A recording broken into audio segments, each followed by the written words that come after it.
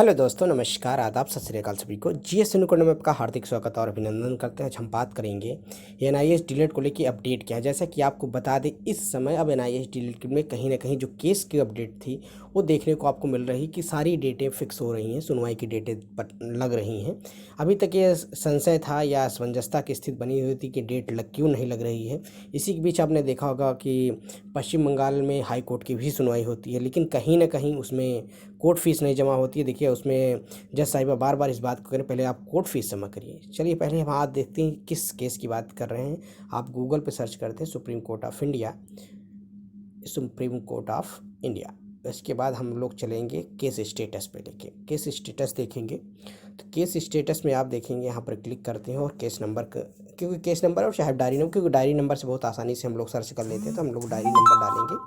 Diary number में आप देखिए, डायरी नंबर पे आप क्लिक करिए। डायरी नंबर से आप देख सकते हैं। तो एक मिनट, 16788। तो अब कैप्चर कोड डाल दीजिए, 2-1 आ गया, 1 डाल दिया। इसके बाद सर्च कर लिया। सर्च करने के बाद आप देखेंगे supreme court of India, serial number 1, diary number 16788/2024। Transfer petition, main case क्या है? Transfer petition. वो याद रखिएगा, Adarsh Kumar Shrivastava versus state of Uttar Pradesh. लेकिन ये ट्रांसफ़र पिटीशन विश्वनाथ जी की अगुवाई में चल रहा है। देखेंगे 001995 001997/2024, रजिस्टर ऑन 31/7/2024 को। अब इस पर हम व्यू पे क्लिक करते हैं तो पूरी डिटेल अपने आप सामने खुल के आ जाएगी।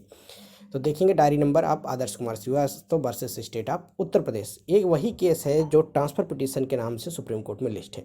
इसकी सुनवाई को लेकर बड़ी था कि भाई इसमें कई सारे केस टैग हुए हैं। बिहार का केस इसमें टैग हुआ है, जाके नई एसएलपी टैग हुई है। उसके साथ साथ पंजाब का एक एसएलपी टैग हुई है, उत्तर प्रदेश की एसएलपी टैग हुई है, और इसी में एक कौशिक दास जी का केस भी टैग हुआ है। आपको इस बात को मानना है अभी, क्योंकि अभी तक केस अलग नहीं हुआ है। अब आप देख सकते हैं टेंटेटिव डेट जो दिखा रहा है कंप्यूटर जनरेटेड डेट 6 सितंबर को ये भी सुनवाई है। तो कहने का मतलब कौशिक दास जी का केस और ट्रांसफ़र पिटीशन का केस की सुनवाई एक ही दिन में होनी है। और जस्टिस आप देख सकते हैं, लेकिन उनके जस्टिस में थोड़ा सा है कि इसमें कहीं ना कहीं हमको लगता है कि केस अलग किया गया है। और इसमें भी देखेंगे रिस्पोंडेंट किसको किसको बनाया गया है। State of Uttar Pradesh, examination regulating authority Uttar Pradesh, national council of teacher examination, NCT आप जिसे कहते हैं, एमएचआरडी को देखेंगे तो ये इसमें union of authority of Delhi, national council of teacher education 32 पे, जिसे आप एनसीटी कह रहे हैं। उसके बाद शिक्षा विभाग, जिसे एमएचआरडी के नाम से है। तो ये सबको पार्टी बनाया गया, या एनआईएस को भी पार्टी बनाया गया है, national institute of school of open schooling.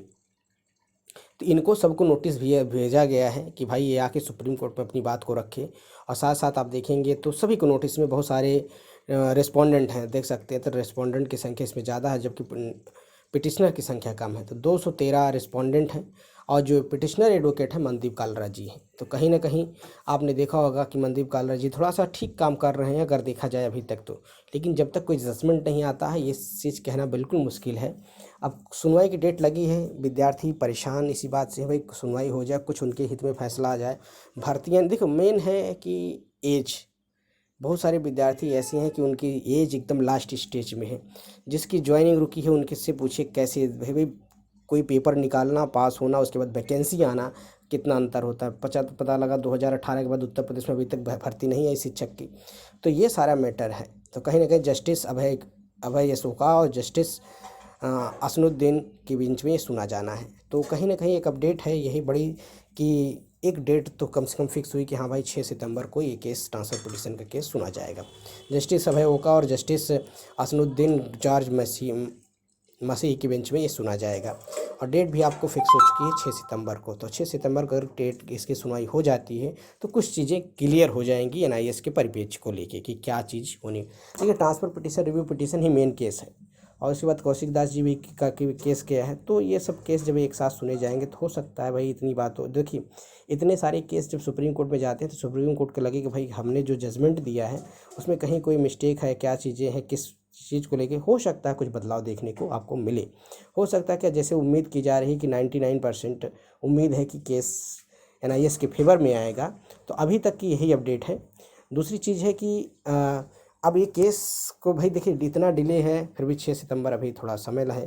इसके बीच आपको रिव्यू पिटीशन की भी डेट बहुत जल्द ही देखने को मिलेगी, आप भी वेट करिए और आपके लिए अच्छा ही होगा। जितना देखिए डिले होना दो कारण हो सकते हैं, फ़ायदा और नुकसान, लेकिन हो सकता है क्योंकि हम नेगेटिव पे लेके चले तो पॉजिटिव पे में चलेंगे तो कहीं ना कहीं अभी तक की अपडेट है और हो सकता है ज़्यादा से ज़्यादा उम्मीद है कि आपके पक्ष में ही फैसला आएगा और NIS वैलिड होगा। खबरें थी, वीडियो पसंद है तो चैनल को लाइक करें, ज़्यादा से ज़्यादा दोस्तों में शेयर करें।